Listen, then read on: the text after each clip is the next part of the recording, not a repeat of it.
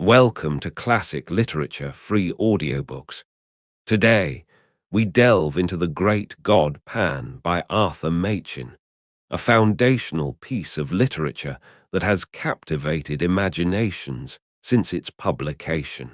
Settle in, clear your mind, and let the rich tapestry of this tale unfold around you. Now, let the story begin with The Great God Pan, Chapter 1. The experiment. I am glad you came, Clark. Very glad indeed. I was not sure you could spare the time. I was able to make arrangements for a few days. Things are not very lively just now. But have you no misgivings, Raymond? Is it absolutely safe? The two men were slowly pacing the terrace in front of Dr. Raymond's house. The sun still hung above the western mountain line, but it shone with a dull red glow that cast no shadows, and all the air was quiet. A sweet breath came from the great wood on the hillside above, and with it, at intervals, the soft murmuring call of the wild doves. Below, in the long, lovely valley, the river wound in and out between the lonely hills, and as the sun hovered and vanished into the west, a faint mist, pure white, began to rise from the hills. Dr. Raymond turned sharply to his friend. Safe, of course it is. In itself, the operation is a perfectly simple one. Any surgeon could do it. And there is no danger at any other stage. None. Absolutely no physical danger whatsoever, I give you my word. You are always timid, Clark, always, but you know my history. I have devoted myself to transcendental medicine for the last 20 years. I have heard myself called quack and charlatan and impostor, but all the while I knew I was on the right path. 5 years ago I reached the goal, and since then every day has been a preparation for what we shall do tonight. I should like to believe it is all true. Clark knit his brows and looked doubtfully at Dr. Raymond.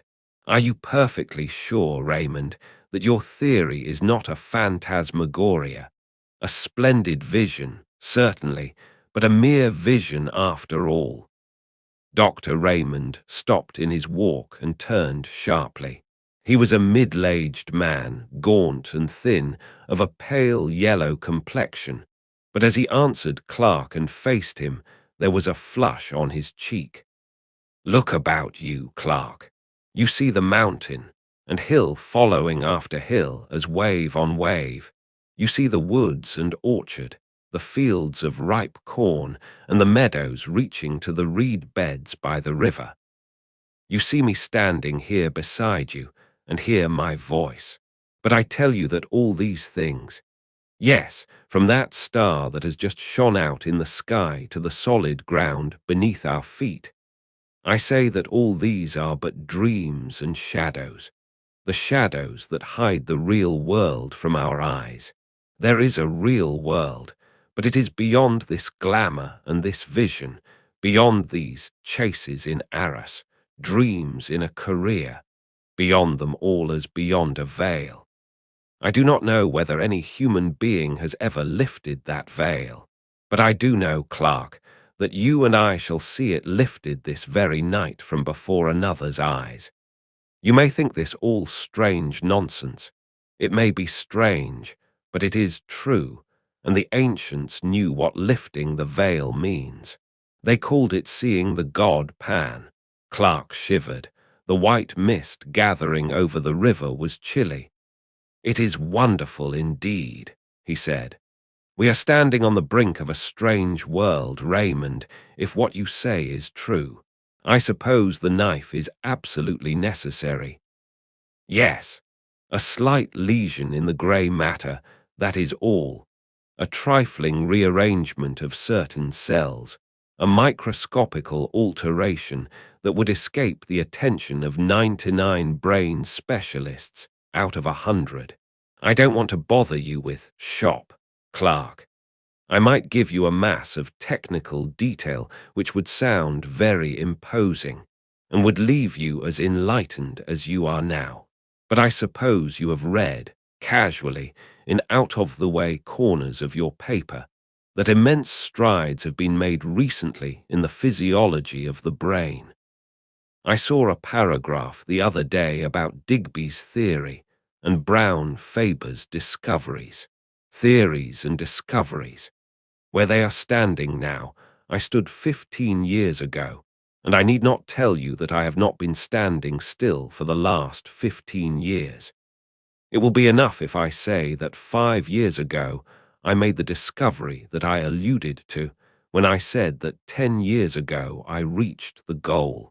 After years of labor, after years of toiling and groping in the dark, after days and nights of disappointments and sometimes of despair, in which I used now and then to tremble and grow cold, with the thought that perhaps there were others seeking for what I sought, at last, after so long, a pang of sudden joy thrilled my soul, and I knew the long journey was at an end. By what seemed then and still seems a chance, the suggestion of a moment's idle thought followed up upon familiar lines and paths that I had tracked 100 times already. The great truth burst upon me, and I saw, mapped out in lines of sight, a whole world, a sphere unknown, continents and islands, and great oceans in which no ship has sailed, to my belief. Since a man first lifted up his eyes and beheld the sun, and the stars of heaven, and the quiet earth beneath, you will think this all high-flown language, Clark, but it is hard to be literal. And yet, I do not know whether what I am hinting at cannot be set forth in plain and lonely terms. For instance, this world of ours is pretty well girded now with the telegraph wires and cables. Thought, with something less than the speed of thought, flashes from sunrise to sunset, from north to south, across the floods and the desert places. Suppose that an electrician of today were suddenly to perceive that he and his friends have merely been playing with pebbles and mistaking them for the foundations of the world. Suppose that such a man saw uttermost space lie open before the current, and words of men flash forth to the sun, and beyond the sun into the systems beyond, and the voice of articulate speaking men echo in the waste void that bounds our thought. As analogies go, that is a pretty good analogy of what I have done. You can understand now a little of what I felt as I stood here one evening. It was a summer evening, and the valley looked much as it does now. I stood here and saw before me the unutterable, the unthinkable gulf that yawns profound between two worlds, the world of matter and the world of spirit. I saw the great, empty, deep stretch dim before me, and in that instant, a bridge of light leapt from the earth to the unknown shore, and the abyss was spanned. You may look in Brown Faber's book, if you like, and you will find that to the present day men of science are unable to account for the presence, or to specify the functions of a certain group of nerve cells in the brain. That group is, as it were, land to let, a mere waste place for fanciful theories. I am not in the position of Brown Faber and the specialists. I am perfectly instructed as to the possible functions of those nerve centers in the scheme of things. With a touch I can bring them into play. With a touch, I say, I can set free the current. With a touch I can complete the communication between this world of sense, and we shall be able to finish the sentence later on. Yes, the knife is necessary, but think what that knife will effect. It will level utterly the solid wall of sense, and probably, for the first time since man was made, a spirit will gaze on a spirit world. Clark Mary will see the god Pan. But you remember what you wrote to me. I thought it would be requisite that she— He whispered the rest into the doctor's ear. Not at all, not at all. That is nonsense, I assure you. Indeed, it is better as it is. I am quite certain of that. Consider the matter well, Raymond. It's a great responsibility. Something might go wrong. You would be a miserable man for the rest of your days. No, I think not, even if the worst happened. As you know, I rescued Mary from the gutter and from almost certain starvation when she was a child. I think her life is mine to use as I see fit. Come, it's getting late. We had better go in. Dr. Raymond led the way into the house, through the hall, and down a long, dark passage. He took a key from his pocket and opened a heavy door and motioned Clark into his laboratory. It had once been a billiard room and was lighted by a glass dome in the center of the ceiling, whence there still shone a sad grey light on the figure of the doctor as he lit a lamp with a heavy shade and placed it on a table in the middle of the room. Clark looked about him. Scarcely a foot of wall remained bare. There were shelves all around laden with bottles and phials of all shapes and colours, and at one end stood a little Chippendale bookcase. Raymond pointed to this. You see that parchment Oswald Crowlius. He was one of the first to show me the way, though I don't think he ever found it himself. That is a strange saying of his. In every grain of wheat there lies hidden the soul of a star. There was not much furniture in the laboratory. The table in the centre, a stone slab with a drain in one corner, the two armchairs on which Raymond and Clark were sitting. That was all, except an odd-looking chair at the furthest end of the room. Clark looked at it and raised his eyebrows. Yes, that is the chair, said Raymond. We may as well place it in position. He got up and wheeled the chair to the light and began raising and lowering it, letting down the seat, setting the back at various angles and adjusting the footrest. It looked comfortable enough, and Clark passed his hand over the soft green velvet as the doctor manipulated the levers. Now, Clark, make yourself quite comfortable. I have a couple hours' work before me. I was obliged to leave certain matters to the last. Raymond went to the stone slab, and Clark watched him drearily as he bent over a row of phials and lit the flame under the crucible. The doctor had a small hand lamp, shaded as the larger one, on a ledge above his apparatus, and Clark, who sat in the shadows, looked down at the great shadowy room, wondering at the bizarre effects of brilliant light and undefined darkness contrasting with one another. Soon he became conscious of an odd odour, at first the merest suggestion of odour in the room, and as it grew more decided, he felt surprised that he was not reminded of the chemist's shop or the surgery.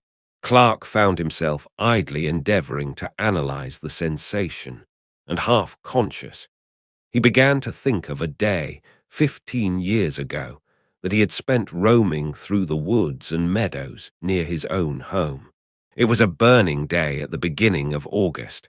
The heat had dimmed the outlines of all things and all distances with a faint mist, and people who observed the thermometer spoke of an abnormal register, of a temperature that was almost tropical. Strangely, that wonderful hot day of the 50s rose up again in Clark's imagination. The sense of dazzling, all-pervading sunlight seemed to blot out the shadows and the lights of the laboratory, and he felt again the heated air beating in gusts about his face, saw the shimmer rising from the turf, and heard the myriad murmur of the summer. I hope the smell doesn't annoy you, Clark. There's nothing unwholesome about it. It may make you a bit sleepy, that's all. Clark heard the words quite distinctly, and knew that Raymond was speaking to him, but for the life of him he could not rouse himself from his lethargy. He could only think of the lonely walk he had taken 15 years ago. It was his last look at the fields and woods he had known since he was a child, and now it all stood out in brilliant light as a picture before him. Above all there came to his nostrils the scent of summer, the smell of flowers mingled, and the odor of the woods, of cool, shaded places, deep in the green depth, drawn forth by the sun's heat, and the scent of the good earth, lying as it were with arms stretched forth and smiling lips, overpowered all. His fancies made him wander, as he had wandered long ago, from the fields into the wood, tracking a little path between the shining undergrowth of beech trees, and the trickle of water dropping from the limestone rock sounded as a clear melody in the dream. Thoughts began to go astray and to mingle with other thoughts. The beech alley was transformed to a path between ilex trees, and here and there a vine climbed from bough to bough and sent up waving tendrils and drooped with purple grapes, and the sparse grey-green leaves of a wild olive tree stood out against the dark shadows of the ilex. Clark, in the deep folds of dream, was conscious that the path from his father's house had led him into an undiscovered country, and he was wondering at the strangeness of it all, when suddenly, in place of the hum and murmur of the summer, an infinite silence seemed to fall on all things, and the wood was hushed, and for a moment in time he stood face to face there with a presence that was neither man nor beast, neither the living nor the dead, but all things mingled, the form of all things, but devoid of all form. And in that moment the sacrament of body and soul was dissolved, and a voice seemed to cry, "Let us go hence." And then the darkness of darkness beyond the stars, the darkness of everlasting. When Clark woke up with a start, he saw Raymond pouring a few drops of some oily fluid into a green phial, which he stoppered tightly. "You have been dozing," he said. "The journey must have tired you out. It is done now. I am going to fetch Mary. I shall be back in 10 minutes. Clark lay back in his chair and wondered. It seemed as if he had but passed from one dream into another. He half expected to see the walls of the laboratory melt and disappear, and to awake in London, shuddering at his own sleeping fancies. But at last the door opened, and the doctor returned, and behind him came a girl of about 17, dressed all in white. She was so beautiful that Clark did not wonder at what the doctor had written to him. She was blushing now over face and neck and arms, but Raymond seemed unmoved. "Mary," he said, "the time has come. You are quite free. Are you willing to trust yourself to me entirely?" "Yes, dear." "Do you hear that, Clark? You are my witness. Here is the chair, Mary. It is quite easy. Just sit in it and lean back. Are you ready?" "Yes, dear, quite ready. Give me a kiss before you begin." The doctor stooped and kissed her mouth kindly enough. "Now shut your eyes," he said. The girl closed her eyelids as if she were tired and longed for sleep, and Raymond placed the green phial to her nostrils. Her face grew white, whiter than her dress. She struggled faintly, and then with the feeling of submission strong within her, crossed her arms upon her breast as a little child about to say her prayers. The bright light of the lamp fell full upon her, and Clark watched changes fleeting over her face as the changes of the hills when the summer clouds float across the sun. And then she lay all white and still, and the doctor turned up one of her eyelids. She was quite unconscious. Raymond pressed hard on one of the levers, and the chair instantly sank back. Clark saw him cutting away a circle, like a tonsure, from her hair, and the lamp was moved nearer. Raymond took a small glittering instrument from a little case, and Clark turned away shudderingly. When he looked again, the doctor was binding up the wound he had made. "She will awake in 5 minutes." Raymond was still perfectly cool. "There is nothing more to be done. We can only wait." The minutes passed slowly. They could hear a slow, heavy ticking. There was an old clock in the passage. Clark felt sick and faint. His knees shook beneath him. He could hardly stand. Suddenly, as they watched, they heard a long-drawn sigh, and suddenly did the color that had vanished return to the girl's cheeks, and suddenly her eyes opened. Clark quailed before them. They shone with an awful light, looking far away, and a great wonder fell upon her face, and her hands stretched out as if to touch what was invisible. But in an instant the wonder faded, and gave place to the most awful terror. The muscles of her face were hideously convulsed. She shook from head to foot. The soul seemed struggling and shuddering within the house of flesh. It was a horrible sight, and Clark rushed forward as she fell shrieking to the floor. 3 days later, Raymond took Clark to Mary's bedside. She was lying wide awake, rolling her head from side to side and grinning vacantly. "Yes," said the doctor, still quite cool, "it is a great pity. She is a hopeless idiot. However, it could not be helped, and after all she has seen the great god Pan." Chapter 2. Mr.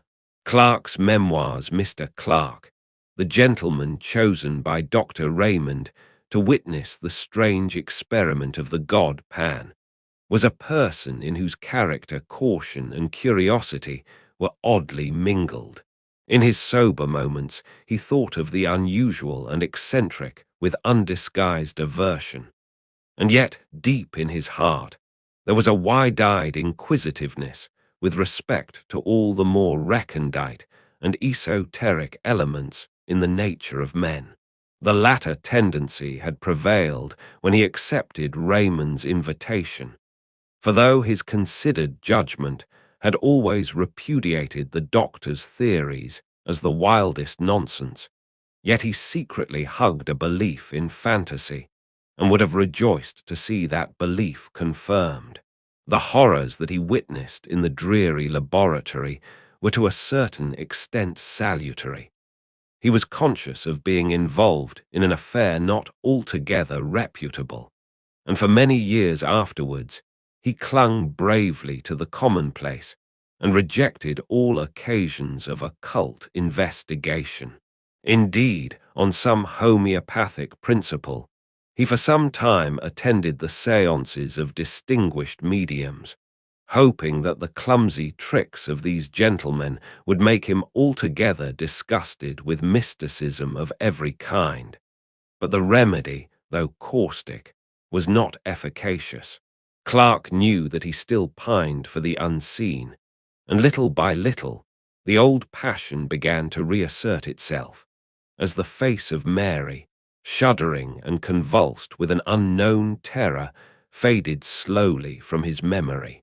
Occupied all day in pursuits both serious and lucrative, the temptation to relax in the evening was too great, especially in the winter months, when the fire cast a warm glow over his snug bachelor apartment, and a bottle of some choice claret stood ready by his elbow.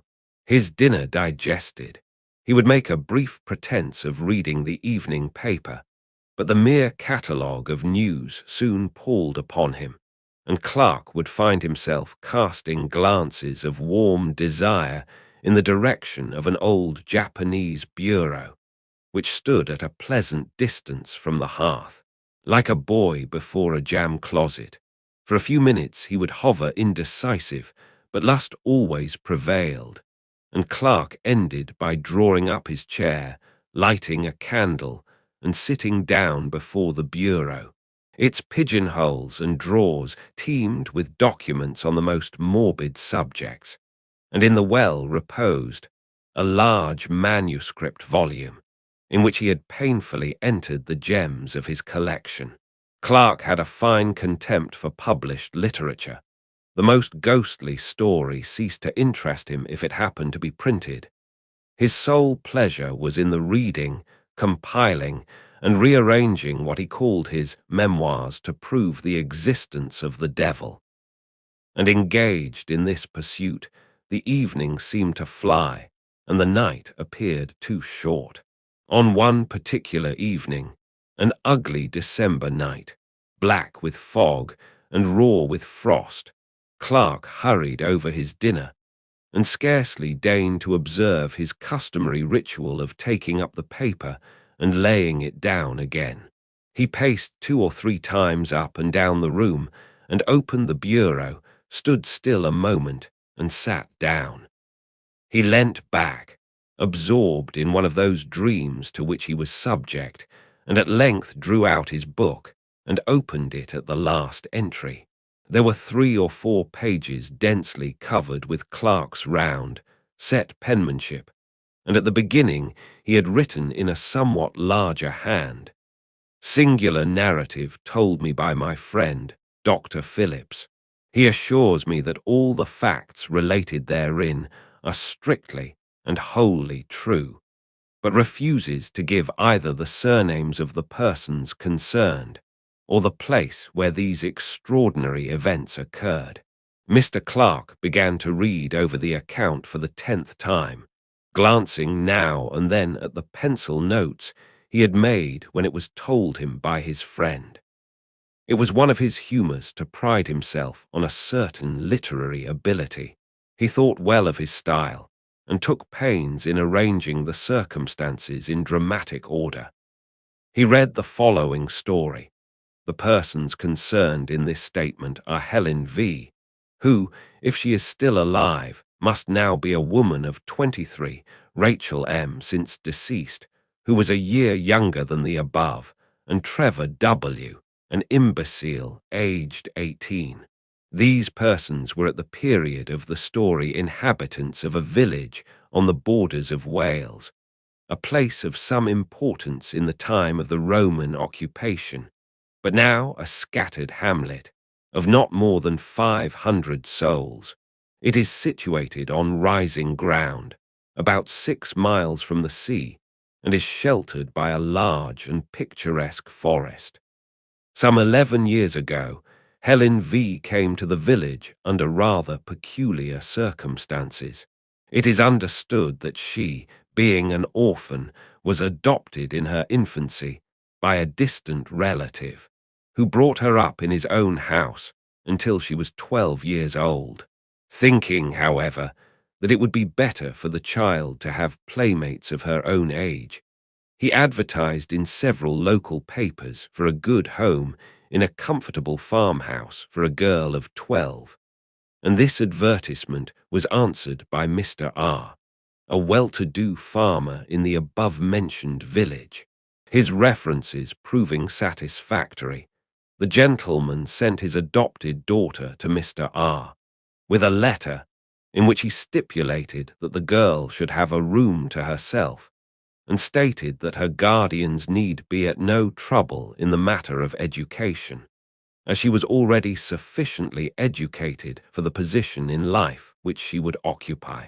In fact, Mr. R. was given to understand that the girl be allowed to find her own occupations and to spend her time almost as she liked. Mr. R. duly met her at the nearest station, a town 7 miles away from his house, and seems to have remarked nothing extraordinary about the child, except that she was reticent as to her former life and her adopted father.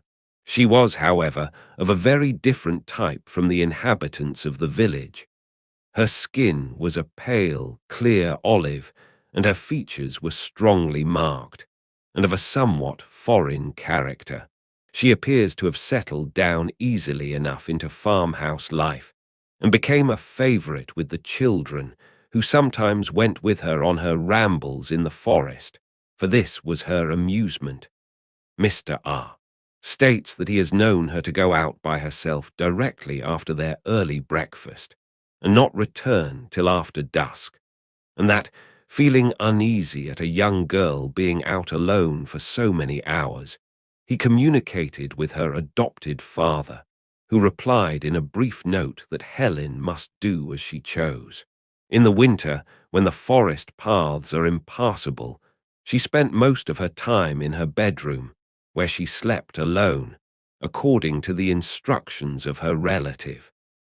It was on one of these expeditions to the forest that the first of the singular incidents with which this girl is connected occurred, the date being about a year after her arrival at the village.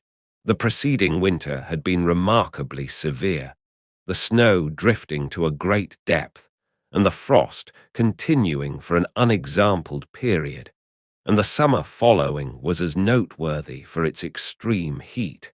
On one of the very hottest days in this summer, Helen V. left the farmhouse for one of her long rambles in the forest, taking with her, as usual, some bread and meat for lunch.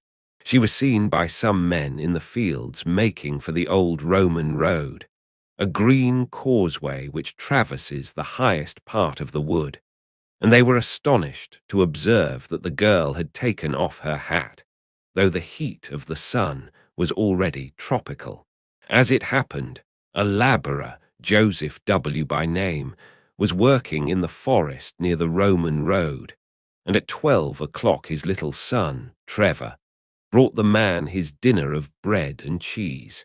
After the meal, the boy, who was about 7 years old at the time, left his father at work, and, as he said, went to look for flowers in the wood, and the man, who could hear him shouting with delight at his discoveries, felt no uneasiness. Suddenly, however, he was horrified at hearing the most dreadful screams, evidently the result of great terror, proceeding from the direction in which his son had gone, and he hastily threw down his tools and ran to see what had happened. Tracing his path by the sound, he met the little boy, who was running headlong and was evidently terribly frightened. And on questioning him, the man elicited that after picking a posy of flowers he felt tired, and lay down on the grass and fell asleep. He was suddenly awakened, as he stated, by a peculiar noise, a sort of singing he called it, and on peeping through the branches he saw Helen V. playing on the grass with a strange naked man, who he seemed unable to describe more fully. He said he felt dreadfully frightened and ran away crying for his father. Joseph W. proceeded in the direction indicated by his son, and found Helen V. sitting on the grass in the middle of a glade or open space left by charcoal burners. He angrily charged her with frightening his little boy, but she entirely denied the accusation and laughed at the child's story of a strange man, to which he himself did not attach much credence. Joseph W. came to the conclusion that the boy had woke up with a sudden fright, as children sometimes do, but Trevor persisted in his story, and continued in such evident distress that at last his father took him home, hoping that his mother would be able to soothe him. For many weeks, however, the boy gave his parents much anxiety. He became nervous and strange in his manner, refusing to leave the cottage by himself, and constantly alarming the household by waking in the night with cries of the man in the wood. "Father, father." In course of time, however, the impression seemed to have worn off, and about 3 months later he accompanied his father to the home of a gentleman in the neighborhood, for whom Joseph W. occasionally did work. The man was shown into the study, and the little boy was left sitting in the hall, and a few minutes later, while the gentleman was giving W. his instructions, they were both horrified by a piercing shriek and the sound of a fall, and rushing out they found the child lying senseless on the floor, his face contorted with terror. The doctor was immediately summoned, and after some examination he pronounced the child to be suffering from a kind of fit, apparently produced by a sudden shock. The boy was taken to one of the bedrooms, and after some time recovered consciousness, but only to pass into a condition described by the medical man as one of violent hysteria. The doctor exhibited a strong sedative, and in the course of 2 hours pronounced him fit to walk home. But in passing through the hall, the paroxysms of fright returned, and with additional violence. The father perceived that the child was pointing at some object, and heard the old cry, "The man in the wood," and looking in the direction indicated, saw a stone head of grotesque appearance, which had been built into the wall above one of the doors. It seems the owner of the house had recently made alterations in his premises, and on digging the foundations for some offices, the men had found a curious head, evidently of the Roman period, which had been placed in the manner described. The head is pronounced by the most experienced archaeologists of the district to be that of a faun or satyr. Dr. Phillips tells me that he has seen the head in question, and assures me that he has never received such a vivid presentment of intense evil. From whatever cause arising, this second shock seemed too severe for the boy Trevor, and at the present date he suffers from a weakness of intellect, which gives but little promise of amending. The matter caused a good deal of sensation at the time, and the girl Helen was closely questioned by Mr. R., but to no purpose, she steadfastly denying that she had frightened or in any way molested Trevor. The second event with which this girl's name is connected took place about 6 years ago, and is of a still more extraordinary character. At the beginning of the summer of 1882, Helen contracted a friendship of a peculiarly intimate character with Rachel M., the daughter of a prosperous farmer in the neighborhood.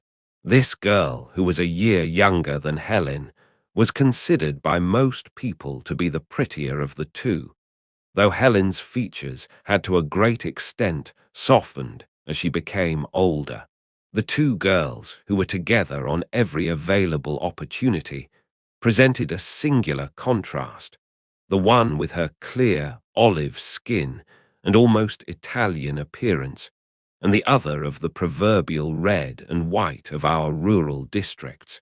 It must be stated that the payments made to Mr. R. for the maintenance of Helen were known in the village for their excessive liberality, and the impression was general that she would one day inherit a large sum of money from her relative. The parents of Rachel were therefore not averse from their daughter's friendship with the girl, and even encouraged the intimacy, though they now bitterly regret having done so. Helen still retained her extraordinary fondness for the forest, and on several occasions Rachel accompanied her, the two friends setting out early in the morning and remaining in the wood until dusk. Once or twice after these excursions, Mrs. M. thought her daughter's manner rather peculiar. She seemed languid and dreamy, and, as it has been expressed, different from herself. But these peculiarities seem to have been thought too trifling for remark. One evening, however, after Rachel had come home, her mother heard a noise which sounded like suppressed weeping in the girl's room, and on going in found her lying, half undressed, upon the bed, evidently in the greatest distress. As soon as she saw her mother, she exclaimed, "Ah, mother, mother, why did you let me go to the forest with Helen?" Mrs. M. was astonished at so strange a question and proceeded to make inquiries. Rachel told her a wild story. She said, Clark closed the book with a snap and turned his chair towards the fire. When his friend sat one evening in that very chair and told his story, Clark had interrupted him at a point a little subsequent to this, had cut short his words in a paroxysm of horror. "My God," he had exclaimed, think what you are saying. It is too incredible, too monstrous. Such things can never be in this quiet world. where men and women live and die and struggle and conquer or maybe fail and fall down under sorrow and grieve and suffer strange fortunes for many a year. But not this, Phillips, not such things as this. There must be some explanation, some way out of the terror. Why, man, if such a case were possible, our earth would be a nightmare. But Phillips had told his story to the end, concluding, "Her flight remains a mystery to this day. She vanished in broad sunlight. They saw her walking in a meadow, and a few moments later she was not there." Clark tried to conceive the thing again, as he sat by the fire, and again his mind shuddered and shrank back, appalled before the sight of such awful, unspeakable elements enthroned, as it were, and triumphant in human flesh. Before him stretched the long, dim vista of the green causeway in the forest, as his friend had described it. He saw the swaying leaves and the quivering shadows on the grass. He saw the sunlight and the flowers, and far away, far in the long distance, the two figures moved toward him. One was Rachel, but the other. Clark had tried his best to disbelieve it all, but at the end of the account, as he had written it in his book, he had placed the inscription, Et diabolus incarnatus est, et homo factus est. Chapter 4. The discovery in Paul Street, a few months after Villiers' meeting with Herbert. Mr. Clark was sitting, as usual, by his after-dinner hearth, resolutely guarding his fancies from wandering in the direction of the bureau. For more than a week he had succeeded in keeping away from the memoirs, and he cherished hopes of a complete self-reformation. But in spite of his endeavors, he could not hush the wonder and the strange curiosity that the last case he had written down had excited within him. He had put the case, or rather the outline of it, conjecturally to a scientific friend, who shook his head and thought Clark getting queer. And on this particular evening, Clark was making an effort to rationalize the story, when a sudden knock at the door roused him from his meditations. "Mr. Villiers to see you, sir." "Dear me, Villiers, it is very kind of you to look me up. I have not seen you for many months, I should think nearly a year." Come in, come in. And how are you, Villiers? Want any advice about investments?" "No, thanks. I fancy everything I have in that way is pretty safe." "No, Clark. I have really come to consult you about a rather curious matter that has been brought under my notice of late. I am afraid you will think it all rather absurd when I tell my tale. I sometimes think so myself, and that's just why I made up my mind to come to you, as I know you're a practical man." Mr. Villiers was ignorant of the memoirs to prove the existence of the devil. "Well, Villiers, I shall be happy to give you my advice, to the best of my ability. What is the nature of the case? It's an extraordinary thing altogether. You know my ways. I always keep my eyes open in the streets, and in my time I have chanced upon some queer customers and queer cases too, but this, I think, beats all. I was coming out of a restaurant one nasty winter night about 3 months ago.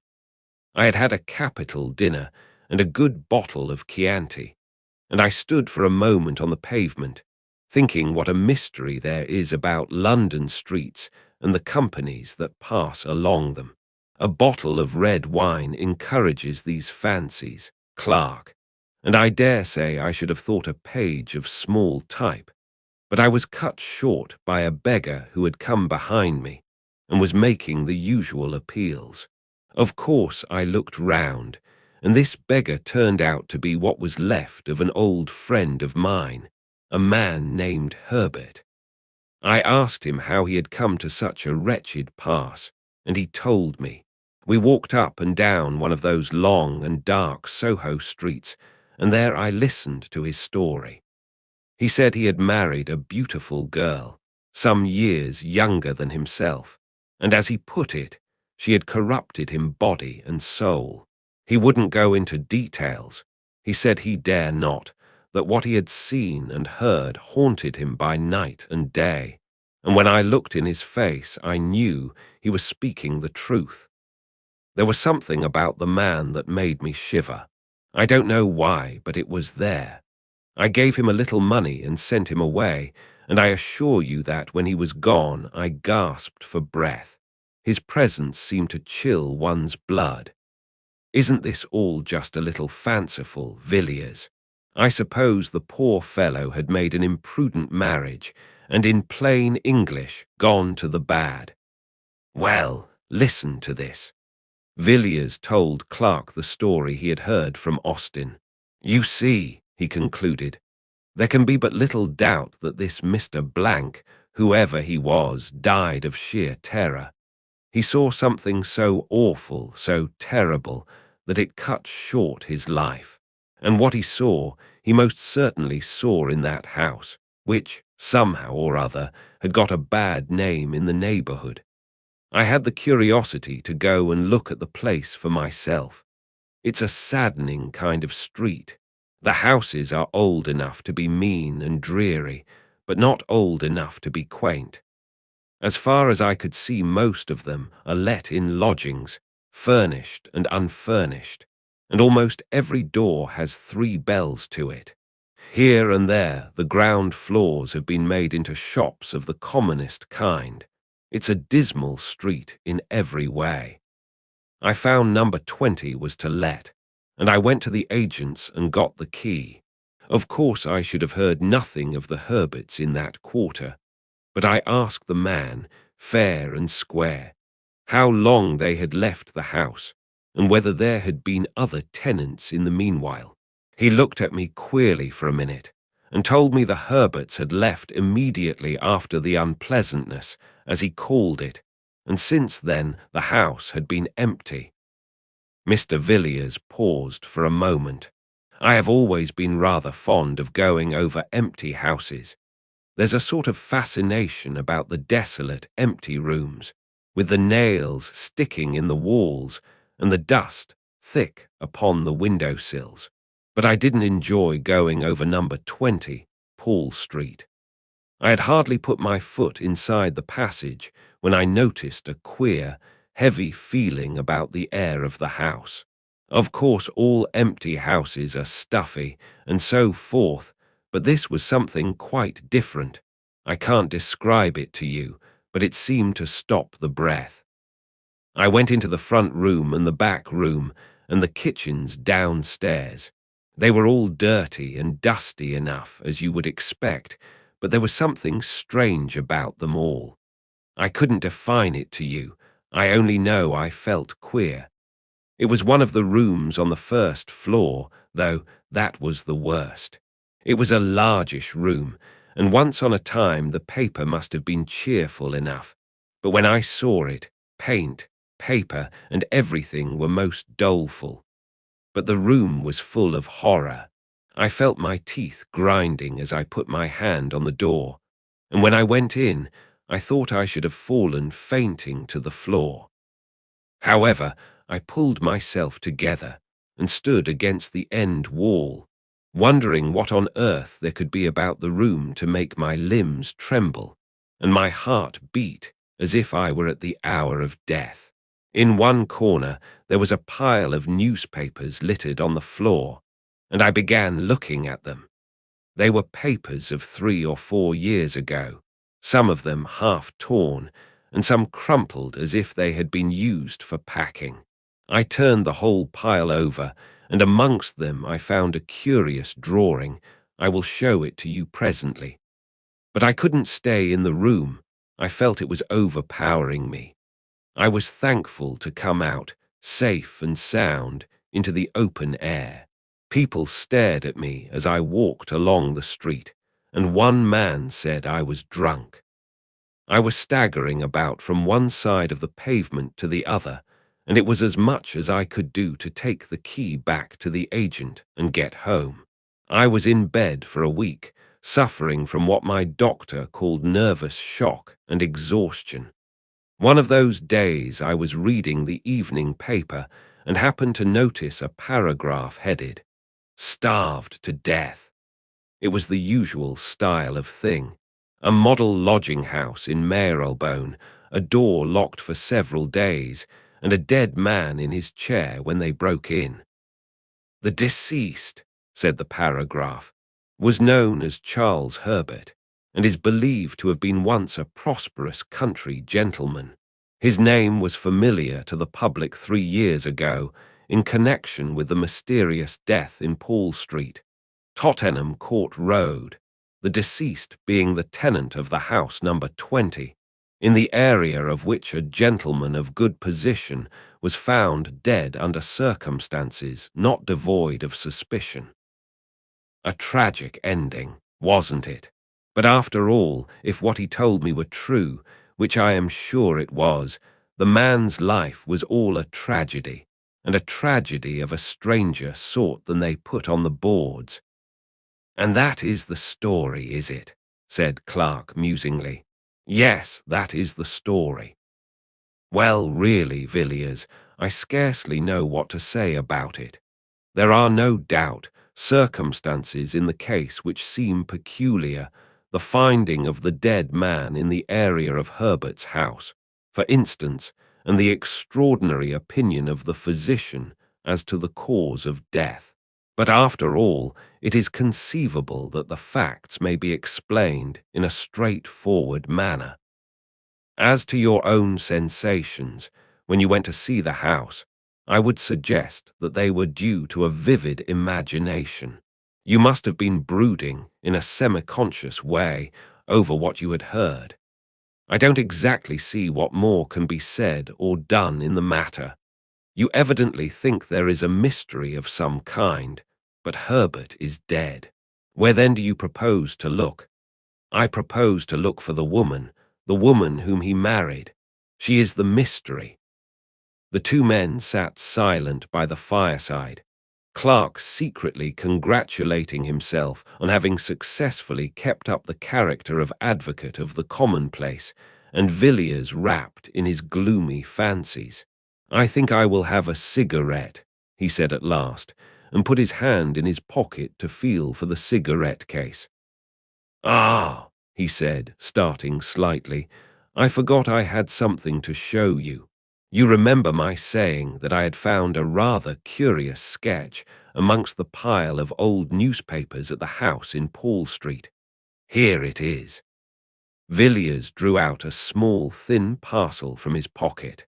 It was covered with brown paper and secured with string, and the knots were troublesome. In spite of himself, Clark felt inquisitive. He bent forward on his chair as Villiers painfully undid the string and unfolded the outer covering. Inside was a second wrapping of tissue, and Villiers took it off and handed the small piece of paper to Clark without a word. There was dead silence in the room for 5 minutes or more. The two men sat so still that they could hear the ticking of the tall, old-fashioned clock that stood outside in the hall, and in the mind of one of them, the slow monotony of sound woke up a far, far memory. He was looking intently at the small pen-and-ink sketch of the woman's head. It had evidently been drawn with great care, and by a true artist, for the woman's soul looked out of the eyes, and the lips were parted with a strange smile. Clark gazed still at the face. It brought to his memory one summer evening long ago. He saw again the long, lovely valley, the river winding between the hills, the meadows and the cornfields, the dull red sun, and the cold white mist rising from the water.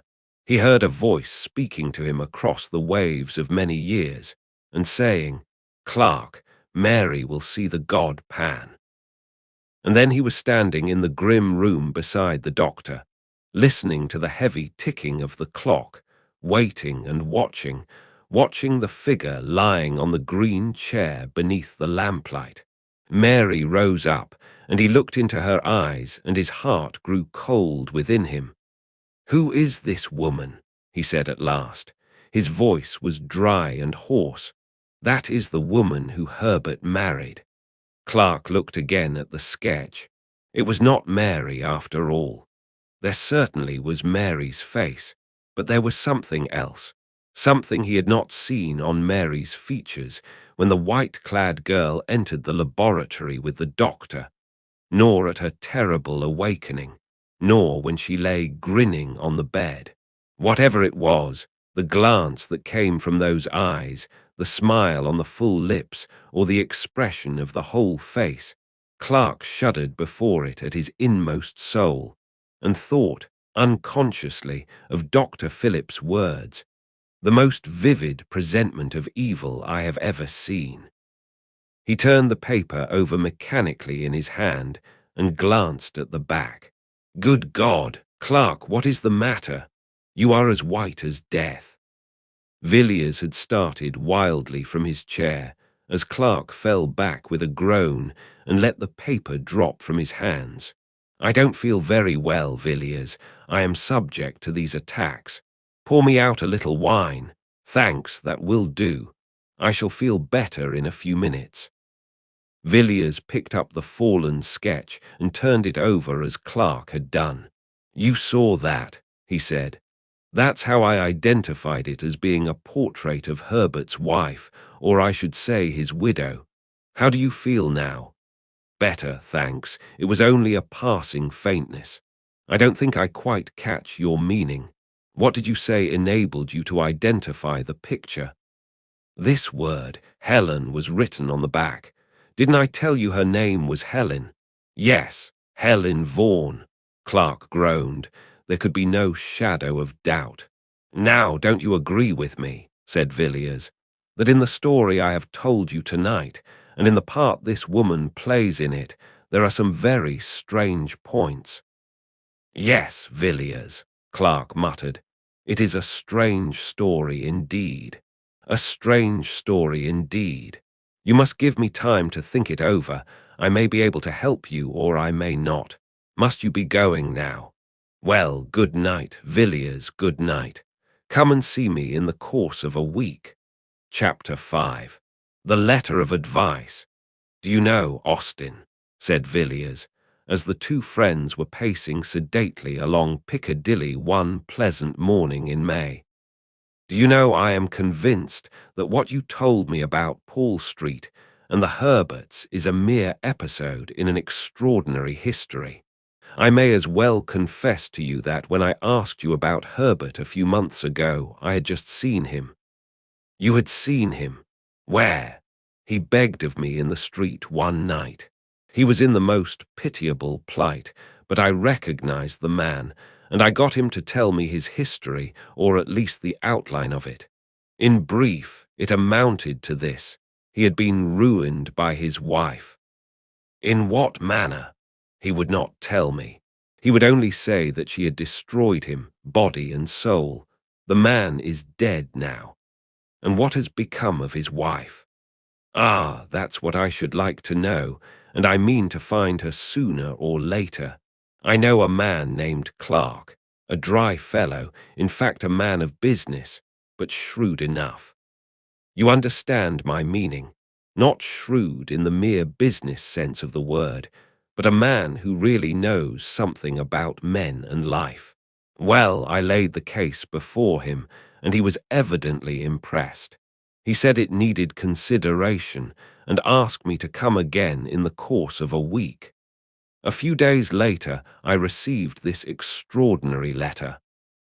Austin took the envelope, drew out the letter, and read it curiously. It ran as follows: "My dear Villiers, I have thought over the matter on which you consulted me the other night, and my advice to you is this: throw the portrait into the fire, blot out the story from your mind. Never give it another thought, Villiers, or you will be sorry. You will think, no doubt, that I am in possession of some secret information, and to a certain extent that is the case. But I only know a little. I am like a traveller who has peered over an abyss and has drawn back in terror. What I know is strange enough and horrible enough, but beyond my knowledge there are depths and horrors more frightful still, more incredible than any tale told of winter nights about the fire. I have resolved, and nothing shall shake that resolve, to explore no whit farther, and if you value your happiness, you will make the same determination. Come and see me by all means, but we will talk on more cheerful topics than this. Austen folded the letter methodically and returned it to Villiers. It is certainly an extraordinary letter, he said. What does he mean by the portrait? Ah, I forgot to tell you I have been to Paul Street and have made a discovery. Villiers told his story as he had told it to Clark, and Austen listened in silence. He seemed puzzled. How very curious that you should experience such an unpleasant sensation in that room, he said at length. I hardly gather that it was a mere matter of the imagination, a feeling of repulsion, in short. No, it was more physical than mental. It was as if I were inhaling at every breath some deadly fume, which seemed to penetrate to every nerve and bone and sinew of my body. I felt racked from head to foot. My eyes began to grow dim. It was like the entrance of death. Yes, yes, very strange, certainly. You see, your friend confesses that there is some very black story connected with this woman. Did you notice any particular emotion in him when you were telling your tale? Yes, I did. He became very faint, but he assured me that it was a mere passing attack to which he was subject. Did you believe him? I did at the time, but I don't now. He heard what I had to say with a good deal of indifference till I showed him the portrait. It was then that he was seized with the attack of which I spoke. He looked ghastly, I assure you. Then he must have seen the woman before. But there might be another explanation. It might have been the name, and not the face, which was familiar to him. What do you think? I couldn't say. To the best of my belief, it was after turning the portrait in his hands that he nearly dropped from the chair. The name, you know, was written on the back. Quite so. After all, it is impossible to come to any resolution in a case like this. I hate melodrama, and nothing strikes me as more commonplace and tedious than the ordinary ghost story of commerce. But really, Villiers, it looks as if there were something very queer at the bottom of all this. The two men had, without noticing it, turned up Ashley Street, leading northward from Piccadilly. It was a long street, and rather a gloomy one, but here and there a brighter taste had illuminated the dark houses with flowers, and gay curtains, and a cheerful paint on the doors. Villiers glanced up as Austen stopped speaking, and looked at one of these houses. Geraniums, red and white, drooped from every sill, and daffodil-coloured curtains were draped back from each window. "It looks cheerful, doesn't it?"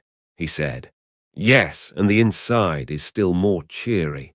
One of the pleasantest houses of the season, so I have heard. I haven't been there myself, but I've met several men who have, and they tell me it's uncommonly jovial." "Whose house is it?" "A Mrs. Beaumont's." "And who is she?" "I couldn't tell you. I have heard she comes from South America, but after all, who she is of little consequence. She is a very wealthy woman, there's no doubt of that, and some of the best people have taken her up. I hear she has some wonderful claret, really marvellous wine, which must have cost a fabulous sum. Lord Argentine was telling me about it.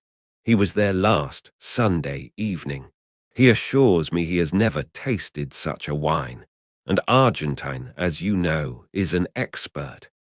By the way, that reminds me, she must be an oddish sort of woman, this Mrs. Beaumont.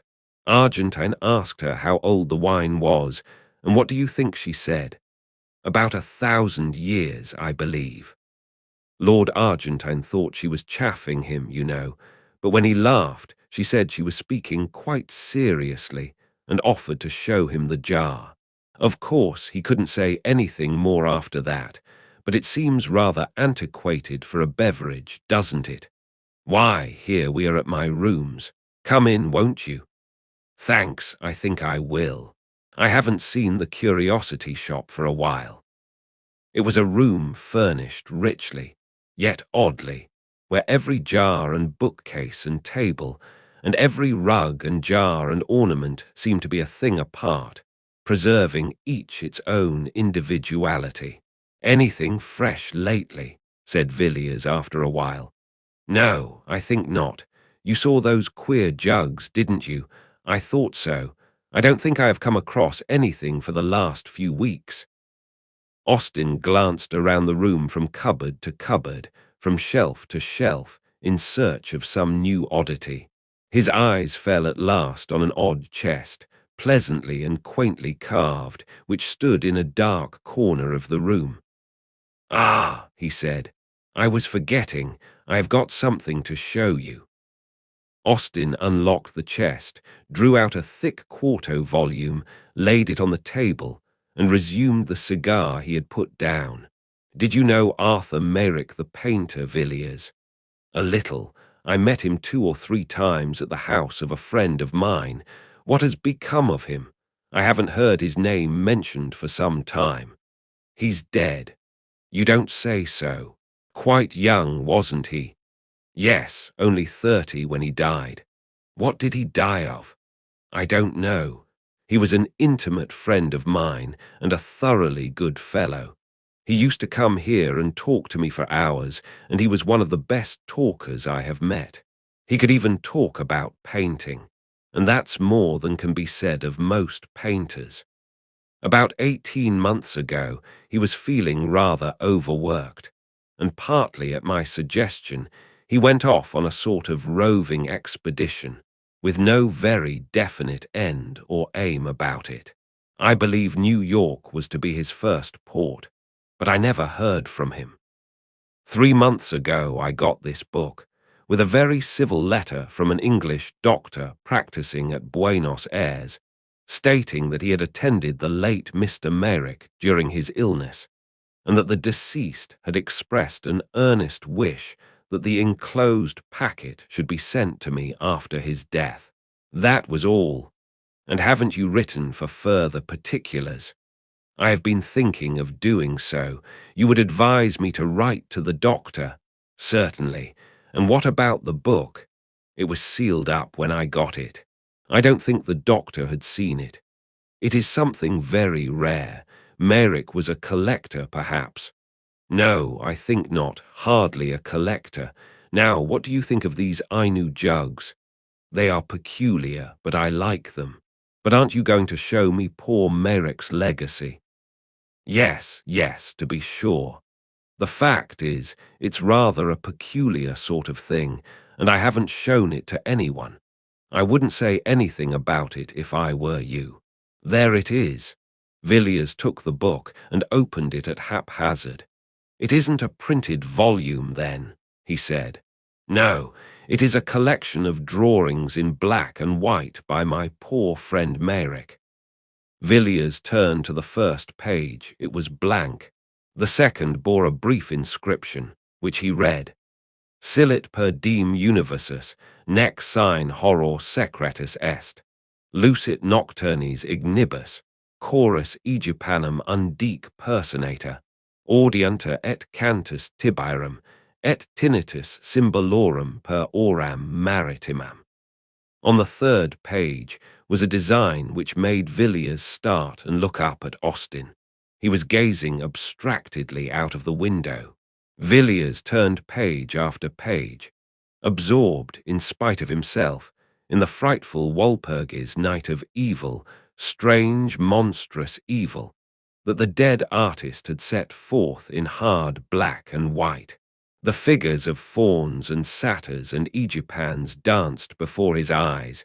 The darkness of the thicket, the dance on the mountain top, the scenes by lonely shores, in green vineyards, by rocks and desert places, passed before him, a world before which the human soul seemed to shrink back and shudder. Villiers whirled over the remaining pages. He had seen enough, but the picture on the last leaf caught his eye as he almost closed the book. Austin, well, what is it?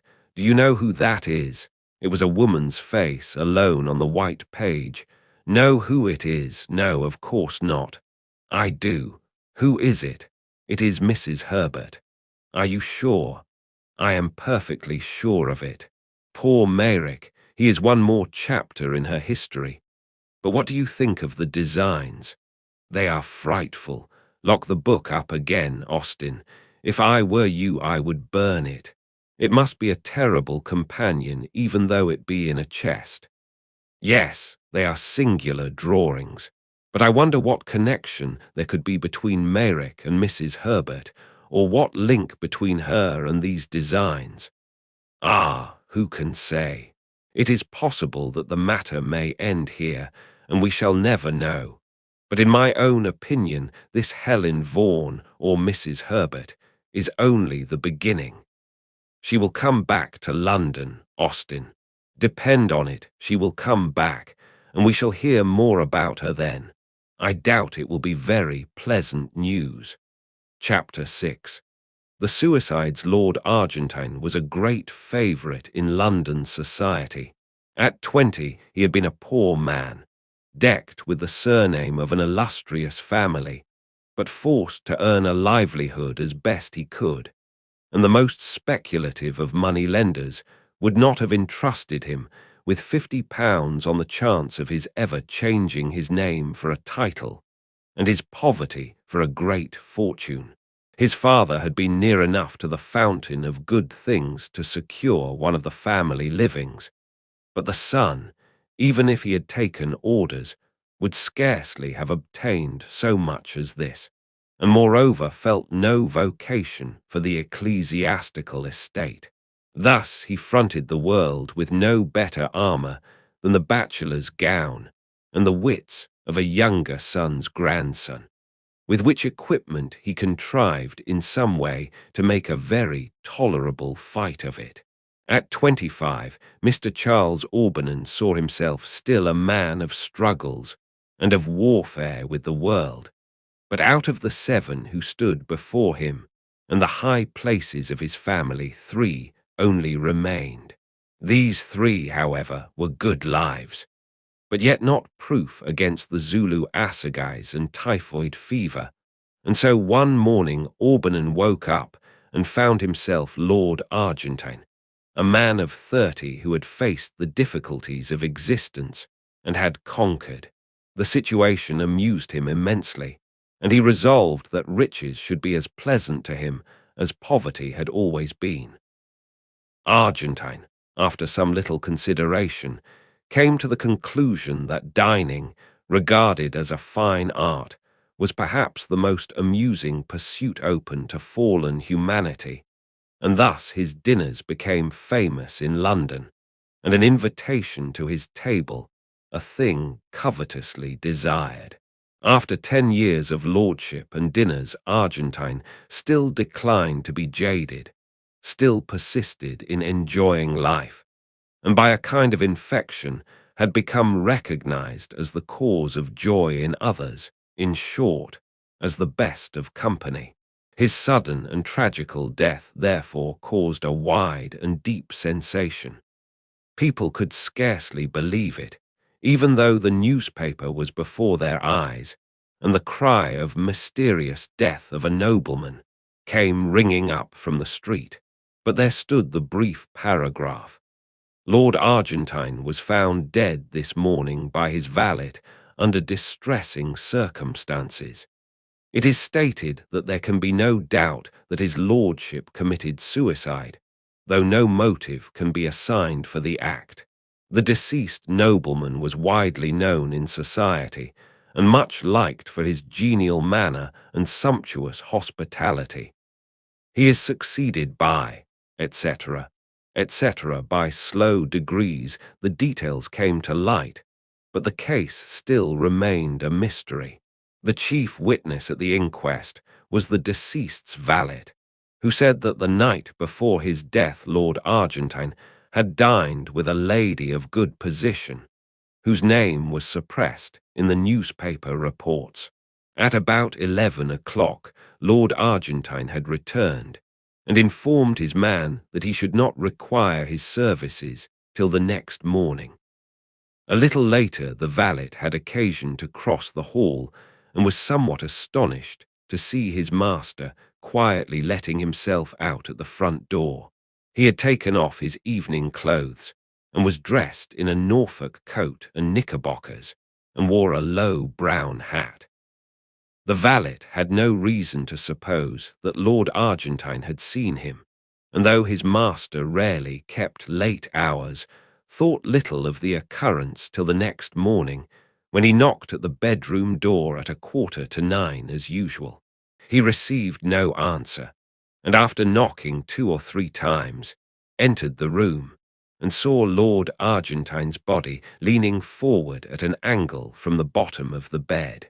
He found that his master had tied a cord securely to one of the short bed posts, and after making a running noose and slipping it round his neck, the unfortunate man must have resolutely fallen forward to die by slow strangulation.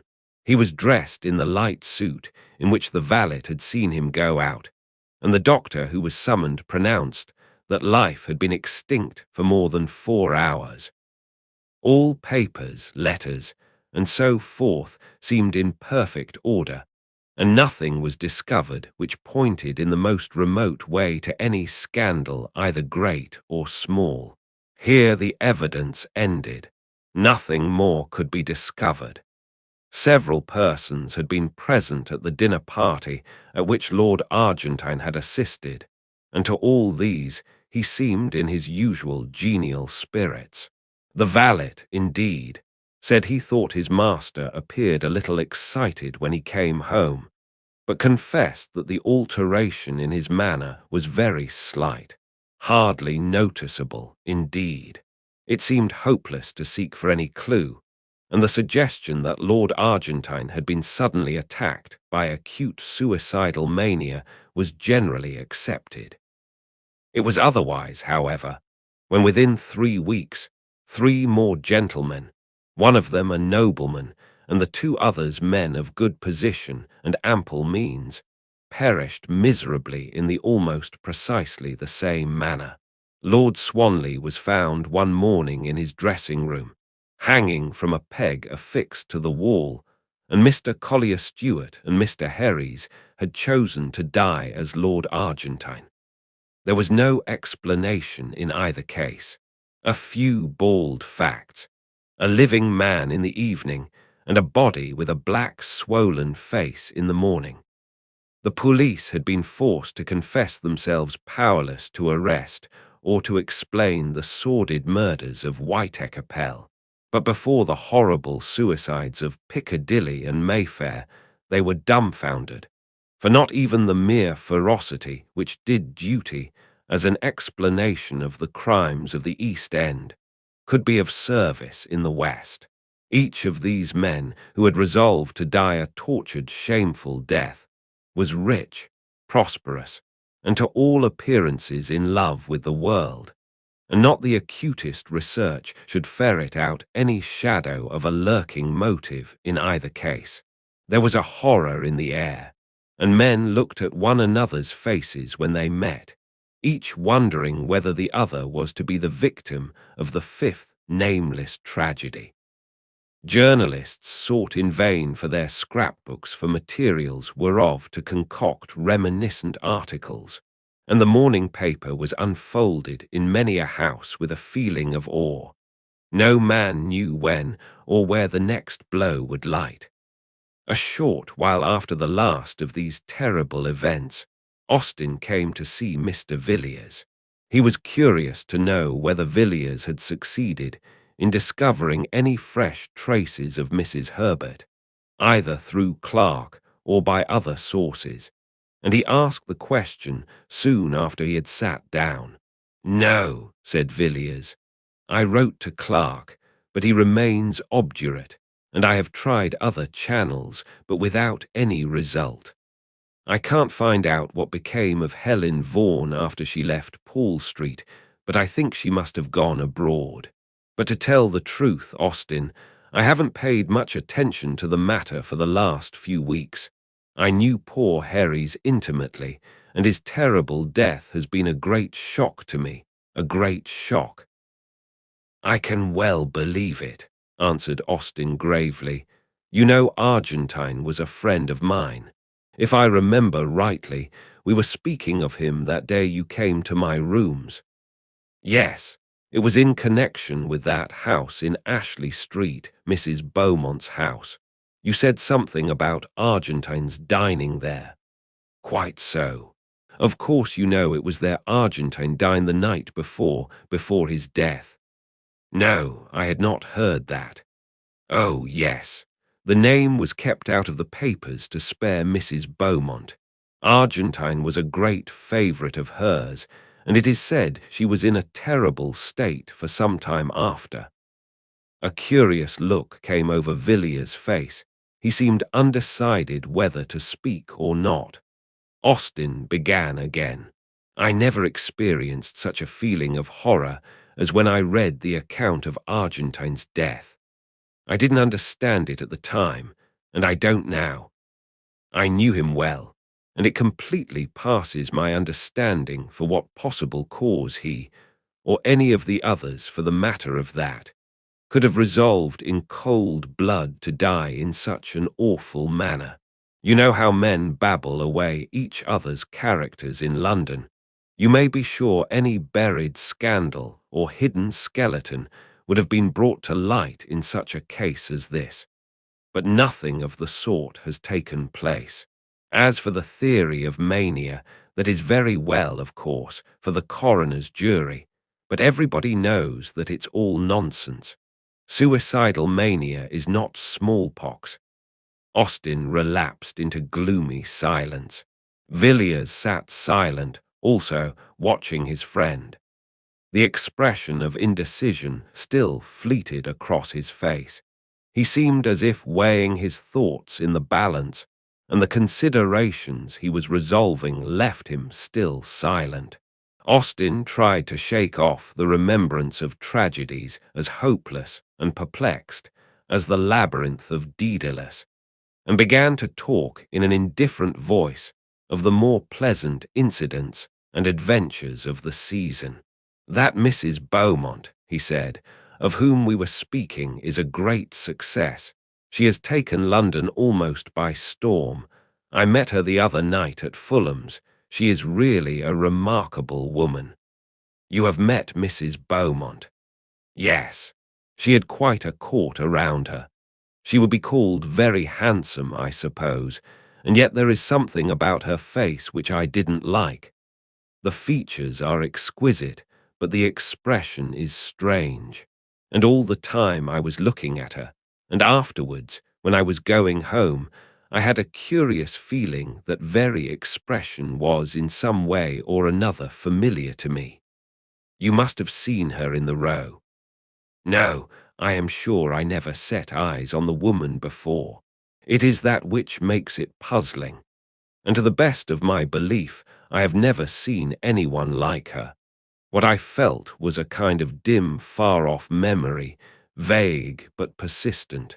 The only sensation I can compare it to is that odd feeling one sometimes has in a dream, when fantastic cities and wondrous lands and phantom personages appear familiar and accustomed." Villiers nodded and glanced aimlessly round the room, possibly in search of something on which to turn the conversation. His eyes fell on an old chest, somewhat like that in which the artist's strange legacy lay hid beneath a Gothic scutcheon. "Have you written to the doctor about poor Merrick?" he asked. "Yes. I wrote asking for full particulars as to his illness and death. I don't expect to have an answer for another 3 weeks or a month." I thought I might as well inquire whether Merrick knew an Englishwoman named Herbert, and if so, whether the doctor could give me any information about her. But it's very possible that Merrick fell in with her at New York or Mexico or San Francisco. I have no idea as to the extent or direction of his travels. Yes, and it's very possible that the woman may have more than one name. Exactly. I wish I had thought of asking you to lend me the portrait of her which you possess. I might have enclosed it in my letter to Dr. Matthews. So you might. That never occurred to me. We might send it now. Hark! What are those boys calling? While the two men had been talking together, a confused noise of shouting had been gradually growing louder. The noise rose from the eastward and swelled down Piccadilly, drawing nearer and nearer, a very torrent of sound, surging up streets usually quiet, and making every window a frame for a face, curious or excited. The cries and voices came echoing up the silent street where Villiers lived, growing more distinct as they advanced, and as Villiers spoke, an answer rang up from the pavement. The West End horrors. Another awful suicide. Full details. Austin rushed down the stairs and bought a paper and read out the paragraph to Villiers as the uproar in the street rose and fell. The window was open, and the air seemed full of noise and terror. Another gentleman has fallen a victim to the terrible epidemic of suicide, which for the last month has prevailed in the West End. Mr. Sidney Crashaw of Stoke House, Fulham, and King's Pomeroy, Devon, was found, after a prolonged search, hanging dead from the branch of a tree in his garden at 1 o'clock today. The deceased gentleman dined last night at the Carlton Club and seemed in his usual health and spirits. He left the club at about 10 o'clock and was seen walking leisurely up St. James's Street a little later. Subsequent to this, his movements cannot be traced. On the discovery of the body, medical aid was at once summoned, but life had evidently been long extinct. So far as is known, Mr. Crashaw had no trouble or anxiety of any kind. This painful suicide, it will be remembered, is the fifth of the kind in the last month. The authorities at Scotland Yard are unable to suggest any explanation of these terrible occurrences. Austin put down the paper in mute horror. "I shall leave London tomorrow," he said. "It is a city of nightmares. How awful this is, Villiers." Mr. Villiers was sitting by the window, quietly looking out into the street. He had listened to the newspaper report attentively, and the hint of indecision was no longer on his face. "Wait a moment, Austin," he replied. "I have made up my mind to mention a little matter that occurred last night. It stated, I think, that Crashaw was last seen alive in St. James's Street shortly after 10. Yes, I think so. I will look again. Yes, you are quite right. Quite so. Well, I am in a position to contradict that statement at all events. Crashaw was seen after that, considerably later indeed. How do you know? Because I happened to see Crashaw myself at about 2 o'clock this morning." "You saw Crashaw? You, Villiers?"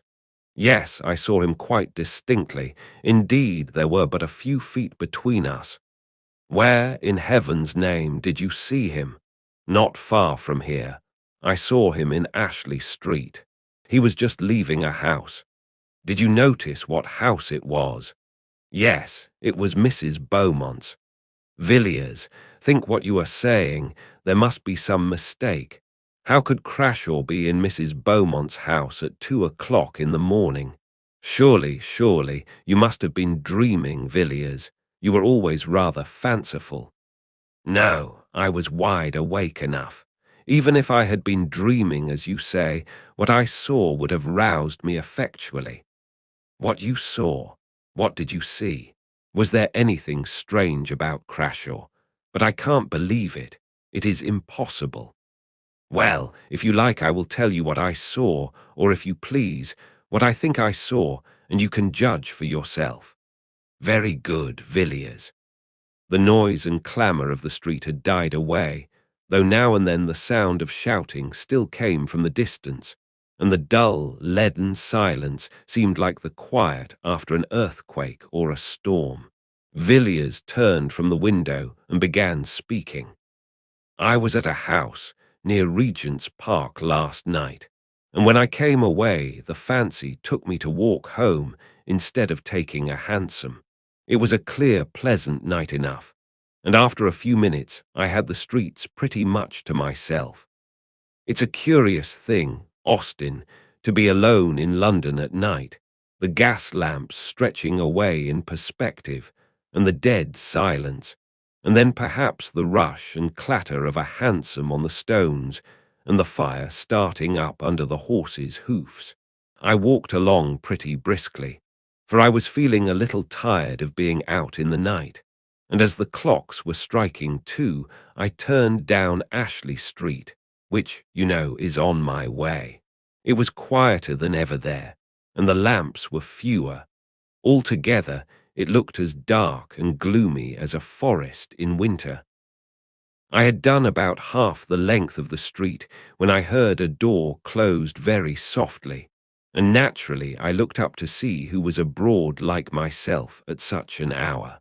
As it happens, there is a street lamp close to the house in question, and I saw a man standing on the step.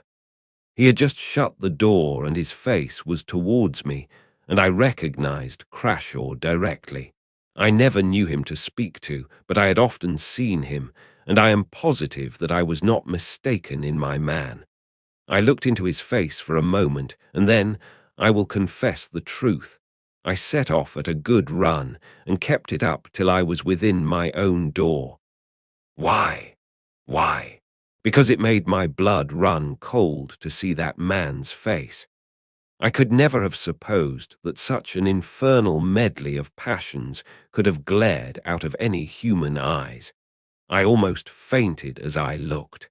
I knew I had looked into the eyes of a lost soul, Austin. The man's outward form remained, but all hell was within it. Furious lust, and hate that was like fire, and the loss of all hope and horror that seemed to shriek aloud to the night, though his teeth were shut, and the utter blackness of despair. I am sure that he did not see me. He saw nothing that you or I can see, but what he saw I hope we never shall. I do not know when he died. I suppose in an hour or perhaps 2, but when I passed down Ashley Street and heard the closing door, that man no longer belonged to this world. It was a devil's face I looked upon. There was an interval of silence in the room when Villiers ceased speaking. The light was failing, and all the tumult of an hour ago was quite hushed. Austin had bent his head at the close of the story, and his hand covered his eyes. "What can it mean?" he said at length. "Who knows, Austin, who knows? It's a black business, but I think we had better keep it to ourselves, for the present at any rate. I will see if I cannot learn anything about that house through private channels of information, and if I do light upon anything, I will let you know." Chapter 7. The encounter in Soho 3 weeks later. Austin received a note from Villiers, asking him to call either that afternoon or the next. He chose the nearer date, and found Villiers sitting as usual by the window, apparently lost in meditation on the drowsy traffic of the street. There was a bamboo table by his side, a fantastic thing, enriched with gilding and queer painted scenes, and on it lay a little pile of papers arranged and docketed as neatly as anything in Mr. Clark's office. "Well, Villiers, have you made any discoveries in the last 3 weeks?" I think so. I have here one or two memoranda which struck me as singular, and there is a statement to which I shall call your attention. And these documents relate to Mrs. Beaumont. It was really Crashaw whom you saw that night, standing on the doorstep of the house in Ashley Street. As to that matter, my belief remains unchanged, but neither my inquiries nor their results have any special relation to Crashaw. But my investigations have had a strange issue. I have found out who Mrs. Beaumont is. Who is she? In what way do you mean? I mean that you and I know her better under another name. What name is that? Herbert. Herbert. Austin repeated the word, dazed with astonishment. Yes, Mrs. Herbert of Paul Street, Helen Vaughan of earlier adventures unknown to me. You had reason to recognize the expression of her face. When you go home, look at the face in Merrick's Book of Horrors, and you will know the sources of your recollection. And you have proof of this? Yes, the best of proof. I have seen Mrs. Beaumont, or shall we say Mrs. Herbert. Where did you see her? Hardly in a place where you would expect to see a lady who lives in Ashley Street, Piccadilly. I saw her entering a house in one of the meanest and most disreputable streets in Soho. In fact, I had made an appointment, though not with her, and she was precise to both time and place. All this seems very wonderful, but I cannot call it incredible.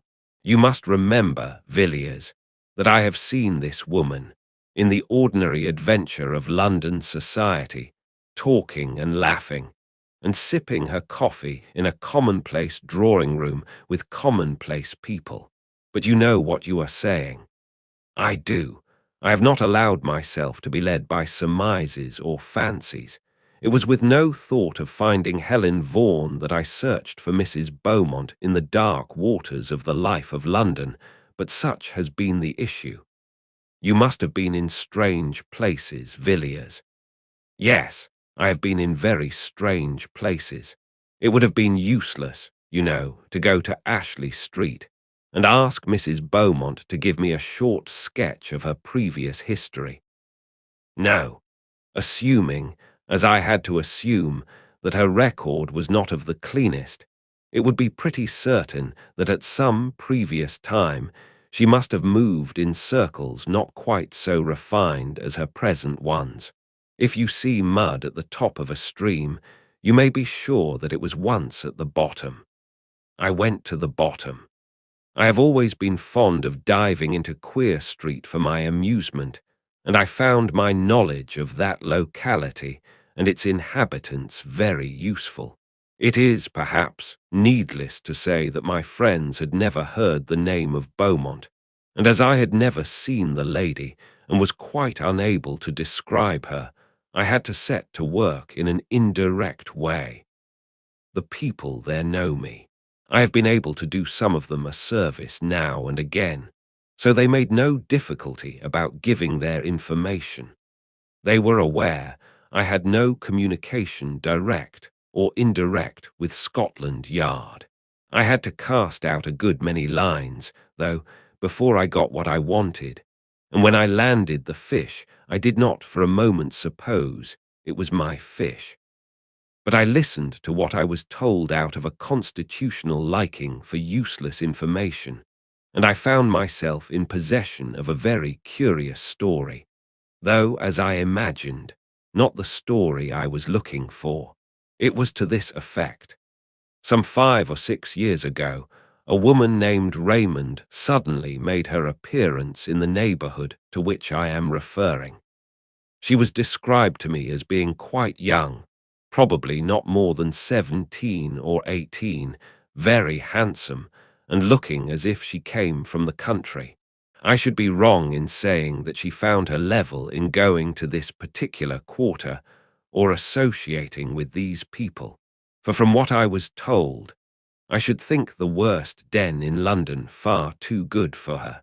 The person from whom I got my information, as you may suppose, no great Puritan, shuddered and grew sick in telling me of the nameless infamies which were laid to her charge. After living there for a year, or perhaps a little more, she disappeared as suddenly as she came, and they saw nothing of her till about the time of the Paul Street case. At first, she came to her old haunts only occasionally, then more frequently, and finally took up her abode there as before, and remained for 6 or 8 months. It's of no use my going into details as to the life that woman led. If you want particulars, you can look at Marek's legacy.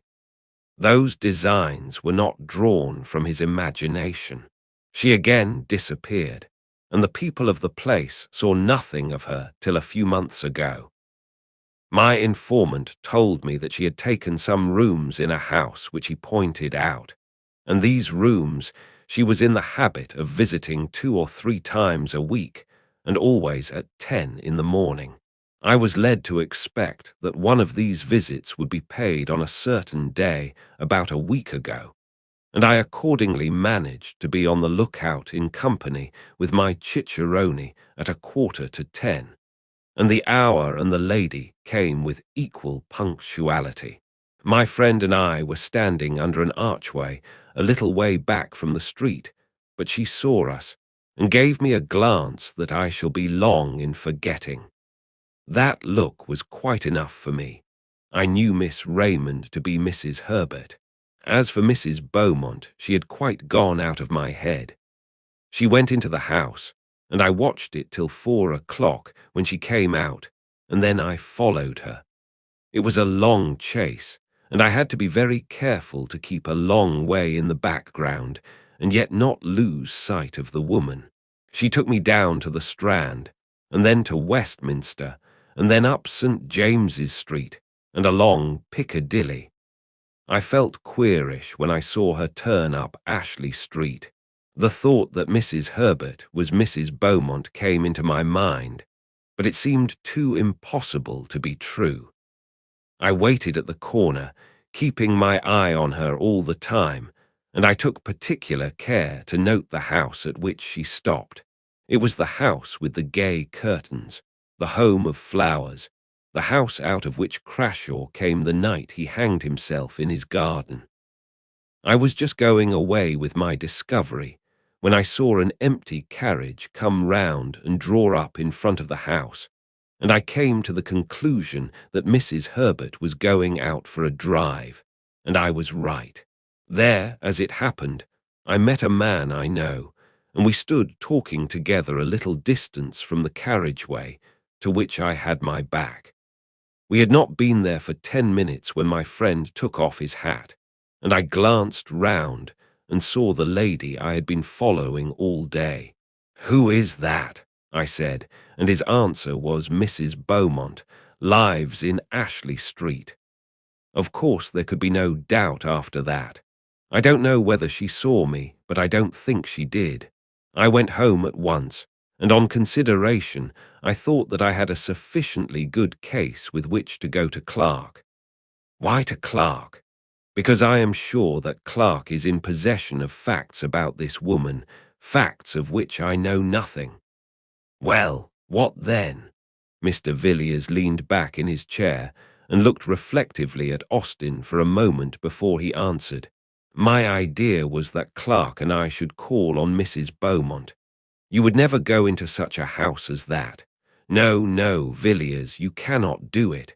Besides, consider what result. I will tell you soon. But I was going to say that my information does not end here. It has been completed in an extraordinary manner.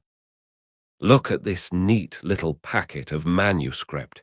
It is paginated, you see, and I have indulged in the civil coquetry of a ribbon of red tape. It has almost a legal air, hasn't it? Run your eye over it, Austin. It is an account of the entertainment Mrs. Beaumont provided for her choicer guests. The man who wrote this escaped with his life, but I do not think he will live many years. The doctors tell him he must have sustained some severe shock to the nerves. Austin took the manuscript, but never read it. Opening the neat pages at haphazard, his eye was caught by a word and a phrase that followed it, and sick at heart, with white lips and a cold sweat pouring like water from his temples, he flung the paper down. "Take it away, Villiers. Never speak of this again. Are you made of stone, man? Why, the dread and horror of death itself, the thoughts of the man who stands in the keen morning air on the black platform, bound, the bell tolling in his ears, and waits for the harsh rattle of the bolt, are as nothing compared to this. I will not read it. I should never sleep again." "Very good. I can fancy what you saw. Yes, it is horrible enough. But after all, it is an old story, an old mystery played in our day, and in dim London streets instead of amidst the vineyards and the olive gardens. We know what happened to those who chanced to meet the great god Pan, and those who are wise know that all symbols are symbols of something, not of nothing. It was, indeed, an exquisite symbol beneath which men long ago veiled their knowledge of the most awful, most secret forces which lie at the heart of all things, forces before which the souls of men must wither and die and blacken, as their bodies blacken under the electric current. Such forces cannot be named, cannot be spoken, cannot be imagined except under a veil and a symbol to the most of us appearing a quaint, poetic fancy, to some a foolish tale.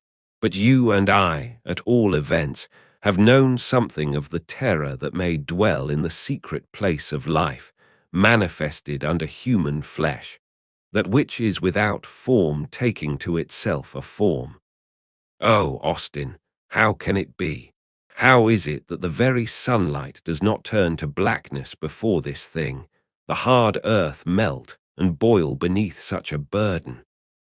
Villiers was pacing up and down the room, and the beads of sweat stood out on his forehead. Austin sat silent for a while, but Villiers saw him make a sign upon his breast. "I say again, Villiers, you will surely never enter such a house as that. You would never pass out alive." "Yes, Austin, I shall go out alive, I and Clark with me." "What do you mean?" "You cannot, you would not dare." "Wait a moment." The air was very pleasant and fresh this morning. There was a breeze blowing, even through this dull street, and I thought I would take a walk. Piccadilly stretched before me a clear, bright vista, and the sun flashed on the carriages and on the quivering leaves in the park. It was a joyous morning, and men and women looked at the sky and smiled as they went about their work or their pleasure, and the wind blew as blithely as upon the meadows and the scented gorse. But somehow or other I got out of the bustle and the gaiety, and found myself walking slowly along a quiet, dull street, where there seemed to be no sunshine and no air, and where the few foot passengers loitered as they walked, and hung indecisively about corners and archways.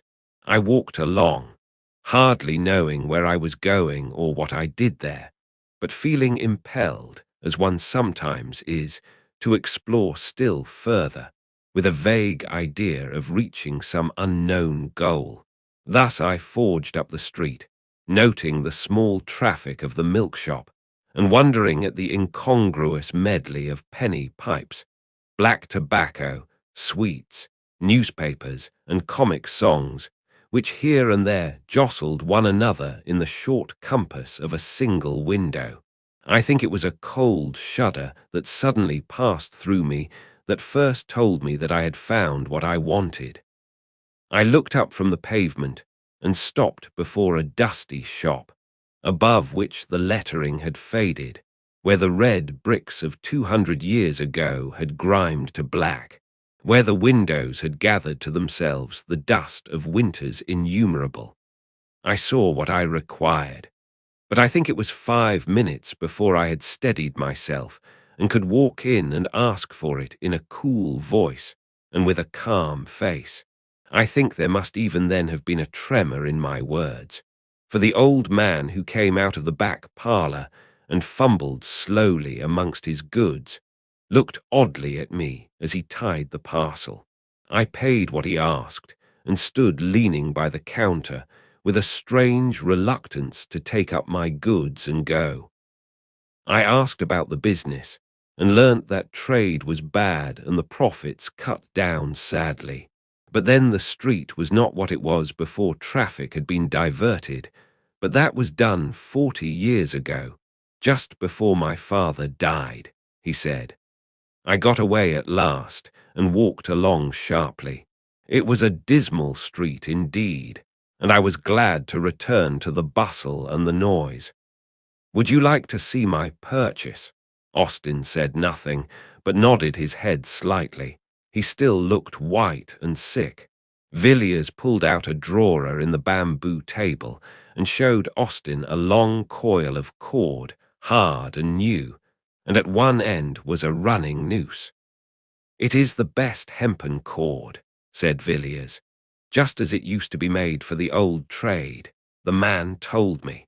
Not an inch of jute from end to end." Austin set his teeth hard and stared at Villiers, growing whiter as he looked. "You would not do it," he murmured at last. "You would not have blood on your hands." "My God!" he exclaimed, with sudden vehemence. "You cannot mean this, Villiers, that you will make yourself a hangman." "No, I shall offer a choice, and leave Helen Vaughan alone with this cord in a locked room for 15 minutes. If when we go in it is not done, I shall call the nearest policeman. That is all. I must go now. I cannot stay here any longer. I cannot bear this. Good night." "Good night, Austin." The door shut, but in a moment it was open again, and Austin stood, white and ghastly, in the entrance. "I was forgetting," he said, "that I too have something to tell. I have received a letter from Dr. Harding of Buenos Aires. He says that he attended Meyrick for 3 weeks before his death. And does he say what carried him off in the prime of life? It was not fever. No, it was not fever. According to the doctor, it was an utter collapse of the whole system, probably caused by some severe shock. But he states that the patient would tell him nothing and that he was consequently at some disadvantage in treating the case. Is there anything more? Yes. Dr. Harding ends his letter by saying, "I think this is all the information I can give you about your poor friend." He had not been long in Buenos Aires and knew scarcely anyone, with the exception of a person who did not bear the best of characters and has since left, a Mrs. Vaughan. Chapter 8. The fragments amongst the papers of the well-known physician, Dr. Robert Matheson, of Ashley Street, Piccadilly, who died suddenly of apoplectic seizure. At the beginning of 1892, a leaf of manuscript paper was found, covered with pencil jottings. These notes were in Latin, much abbreviated, and had evidently been made in great haste. The MS was only deciphered with difficulty, and some words have up to the present time evaded all the efforts of the expert employed. The date, XXV Jull, 1888, is written on the right-hand corner of the miss. The following is a translation of Dr. Matheson's manuscript. Whether science would benefit by these brief notes if they could be published, I do not know, but rather doubt. But certainly I shall never take the responsibility of publishing or divulging one word of what is here written, not only on account of my oath given freely to those 2 persons who were present, but also because the details are too abominable. It is probably that, upon mature consideration, and after weighting the good and evil, I shall one day destroy this paper, or at least leave it under seal to my friend D, trusting in his discretion to use it or to burn it, as he may think fit. As was befitting, I did all that my knowledge suggested to make sure that I was suffering under no delusion. At first astounded, I could hardly think, but in a minute's time I was sure that my pulse was steady and regular, and that I was in my real and true senses. I then fixed my eyes quietly on what was before me. Though horror and revolting nausea rose up within me, and an odor of corruption choked my breath, I remained firm. I was then privileged or accursed, I dare not say which, to see that which was on the bed, lying there black like ink, transformed before my eyes. The skin and the flesh and the muscles and the bones and the firm structure of the human body that I had thought to be unchangeable and permanent as adamant began to melt and dissolve. I know that the body may be separated into its elements by external agencies, but I should have refused to believe what I saw. For here there was some internal force, of which I knew nothing, that caused dissolution and change. Here, too, was all the work by which man had been made repeated before my eyes. I saw the form waver from sex to sex, dividing itself from itself, and then again reunited.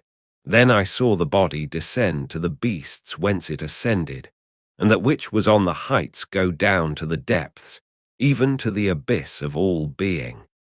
The principle of life, which makes organism, always remained, while the outward form changed. The light within the room had turned to blackness, not the darkness of night, in which objects are seen dimly, for I could see clearly and without difficulty. But it was the negation of light. Objects were presented to my eyes, if I may say so, without any medium, in such a manner that if there had been a prism in the room, I should have seen no colours represented in it. I watched, and at last I saw nothing but a substance as jelly. Then the ladder was ascended again. Here the MS is illegible. For one instance I saw a form shaped in dimness before me, which I will not farther describe. But the symbol of this form may be seen in ancient sculptures, and in paintings which survived beneath the lava, too foul to be spoken of. As a horrible and unspeakable shape, neither man nor beast, was changed into human form, there came finally death. I who saw all this, not without great horror and loathing of soul, here write my name, declaring all that I have set on this paper to be true. Robert, Mathson, Med. Doctor, such, Raymond, is the story of what I know and what I have seen. The burden of it was too heavy for me to bear alone, and yet I could tell it to none but you. Villiers, who was with me at the last, knows nothing of that awful secret of the wood, of how what we both saw die lay upon the smooth, sweet turf amidst the summer flowers, half in sun and half in shadow, and holding the girl Rachel's hand, called and summoned those companions, and shaped in solid form upon the earth we tread upon, the horror which we can but hint at, which we can only name under a figure. I would not tell Villiers of this, nor of that resemblance which struck me as with a blow upon my heart when I saw the portrait which filled the cup of terror at the end. What this can mean I dare not guess. I know that what I saw perish was not Mary, and yet in the last agony Mary's eyes looked into mine.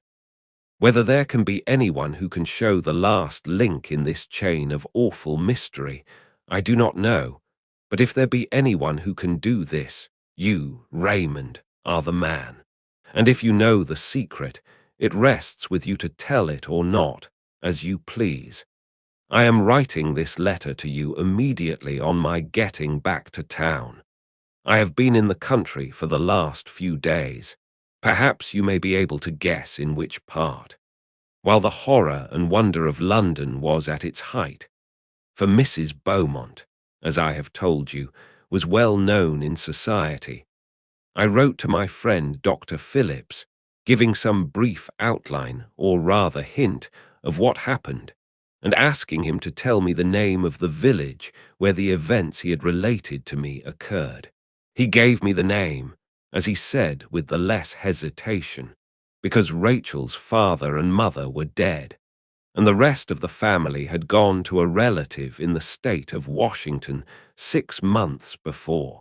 The parents, he said, had undoubtedly died of grief and horror caused by the terrible death of their daughter, and by what had gone before that death.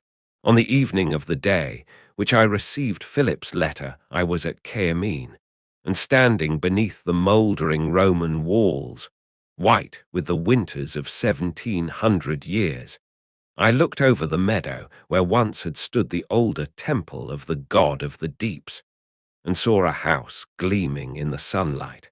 It was the house where Helen had lived. I stayed at Caermine for several days. The people of the place, I found, knew little and had guessed less. Those whom I spoke to on the matter seemed surprised that an antiquarian, as I professed myself to be, should trouble about a village tragedy, of which they gave a very commonplace version.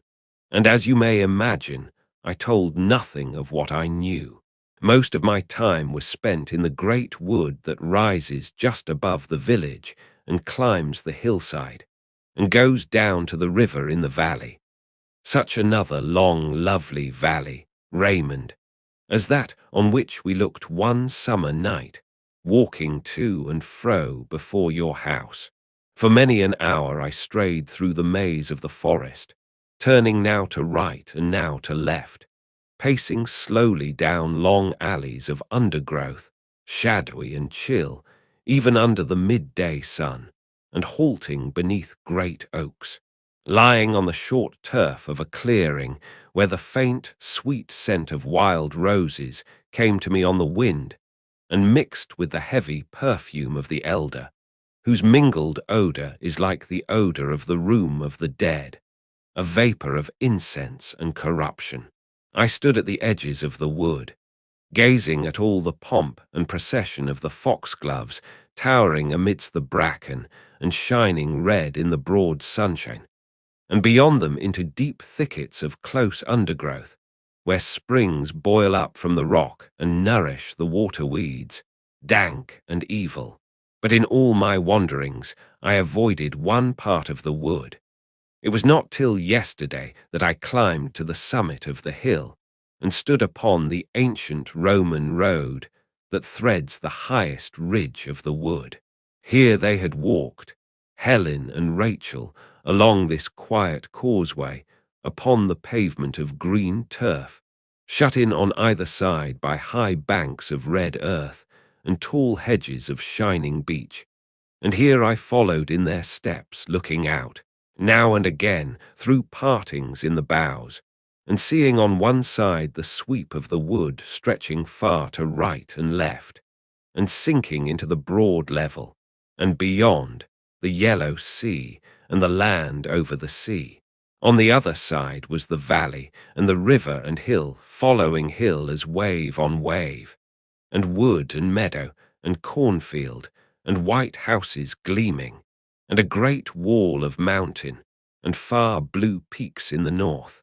And so at last I came to the place.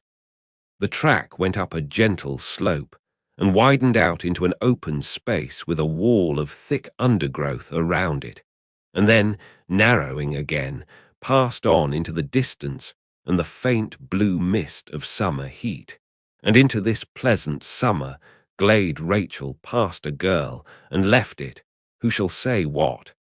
I did not stay long there.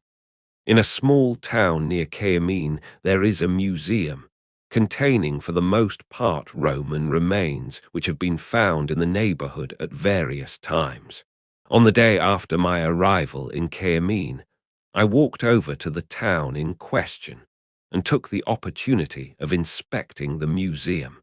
After I had seen most of the sculptured stones, the coffins, rings, coins, and fragments of tessellated pavement which the place contains, I was shown a small square pillar of white stone, which had been recently discovered in the wood of which I have been speaking.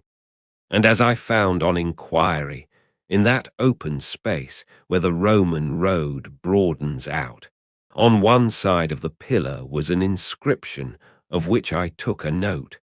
Some of the letters have been defaced, but I do not think there can be any doubt as to those which I supply.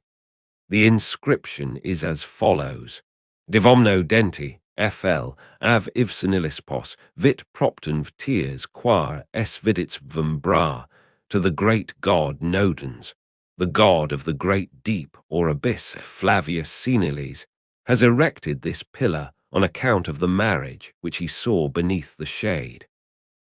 The custodian of the museum informed me that local antiquaries were much puzzled, not by the inscription or by any difficulty in translating it, but as to the circumstance or rite to which allusion is made.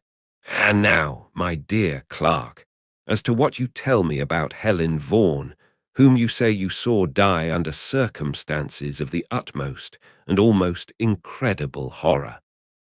I was interested in your account, but a good deal, nay all, of what you told me I knew already. I can understand the strange likeness you remarked in both the portrait and in the actual face. You have seen Helen's mother. You remember that still summer night so many years ago, when I talked to you of the world beyond the shadows and of the god Pan. You remember Mary. She was the mother of Helen Vaughan, who was born 9 months after that night. Mary never recovered her reason. She lay, as you saw her, all the while upon her bed, and a few days after the child was born she died. I fancy that just at the last she knew me. I was standing by the bed, and the old look came into her eyes for a second, and then she shuddered and groaned and died. It was an ill work I did that night when you were present. I broke open the door of the house of life, without knowing or caring what might pass forth or enter in. I recollect your telling me at the time, sharply enough, and rightly too, in one sense, that I had ruined the reason of a human being by a foolish experiment based on an absurd theory. You did well to blame me, but my theory was not all absurdity.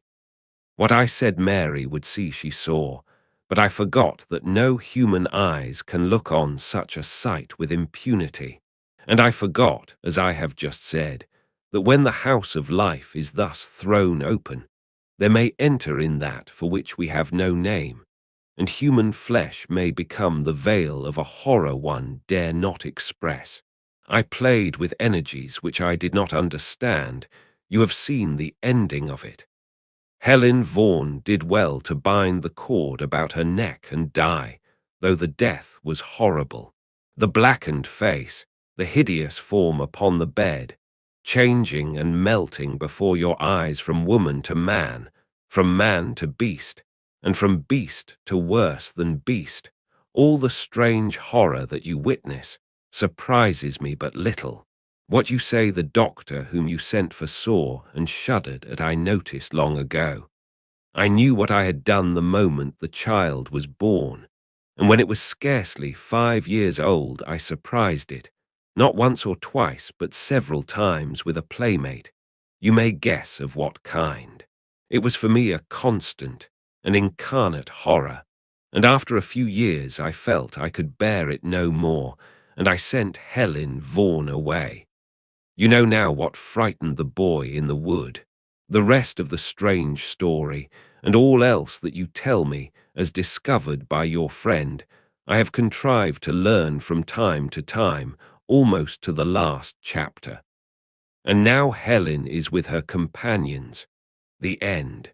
Note: Helen Vaughan was born on August 5th, 1865, at the Red House, Breconshire, and died on July 25th, 1888, in her house in a street off Piccadilly, called Ashley Street in the story. And that concludes our reading of the great god Pan. I hope you enjoyed it. If you did, please give this video a like, share your thoughts in the comments, and subscribe for more free audiobooks. Don't forget the bell. Thanks for listening.